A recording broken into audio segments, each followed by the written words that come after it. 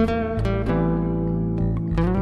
Jeremy, what if you'd like to tell me about some of your early work? When I was just starting out as a maker, one of the pieces which brought you to my attention was the caterpillar rocking chair, which I think is a sort of an iconic design of the period. Could you tell me how you came about designing that piece?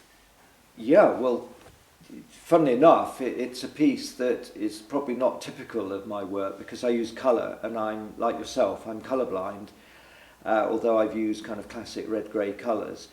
But that came about because the editor of Woodworker magazine, I think his name was Peter Collinet, asked me if I'd design a piece of furniture for the readership. And after about a year, I just didn't come up with the goods. And he phoned me up and he said, you know, what's going on? I said, look, I'm sorry, I failed. I don't think I can design a piece that your average kind of retired colonel woodworker wants to make. He said, I'm not asking you to do that. I don't mind if nobody makes this chair. I want you to do something that's yours, which I thought was fantastic. I mean, these were old school editors, and so I thought, right, let's go to town on this, do my thing, design my kind of wacky, unconventional furniture. But also I wanted then to make the Woodworker magazine stand out on the shelves of W.H. Smith. And one of my neighbours, his daughter was a model, and I thought, have a pretty girl sitting in my chair, you know, on the front cover, it will look good against all those other magazines on W.H. Smith, because that was a bridge too far. But so I wanted to make it very striking, and of course it's a very minimal design. It just uses two components. It's plywood core that's multi-ply. It's got a hollow core, which I stained grey, birch plywood, and then I used ash slats, which I lacquered with spray for the slats, but they're all identical, so it's actually quite quick to make. I use the router, of course, my favourite tool. And then I put rubber feet on them because otherwise it would ridge. So a lot of people looking at it think that can't possibly rock. And I think that's another thing. I love the challenge of, you know, if I look at rocking chairs and I think 9 out of 10 of them use a bent piece of wood or whatever, I think, well, what other ways are there to achieve a rocking motion? So I use this very much in all my designs, this kind of thinking strategy.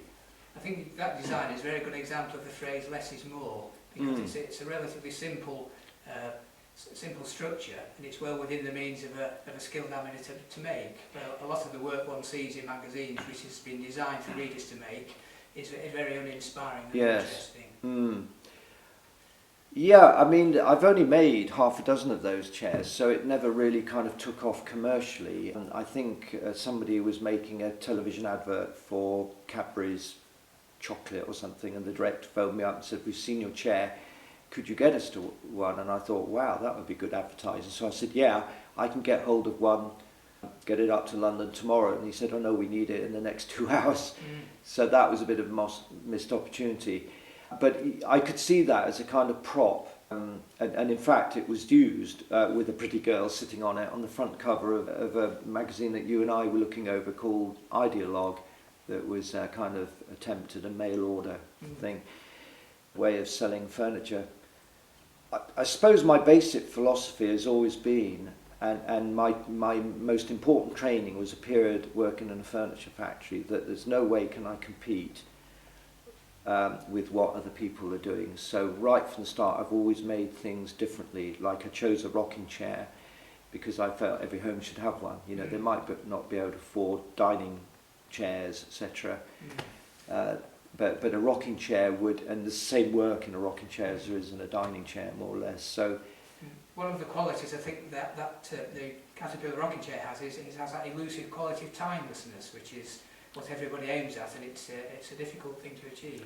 It certainly is, and I'm to be able to kind of factor that into the design. I don't think it's possible. I think it's something that happened. I think that's just a gift of God, quite honestly, that some of your work actually appears to, you know, survive the years without looking awfully dated. I think because we live in such an ageist society, I'm probably particularly conscious of everything around me gets so quickly dated, and more so today with this technological revolution, where you know, mobile phone is out of fashion within months. I mean, it's the rate of change is just crazy. So as a furniture maker, I suppose I am feeling very aware that, oh God, I'm regarded as old school, and I've always seen myself as an innovator. But the way you see yourself is not the way other people necessarily see you. So I'm quite flattered that this chair, that, as I say, was designed to look good on the front cover of a magazine, has somehow stuck in your mind and a few other people's.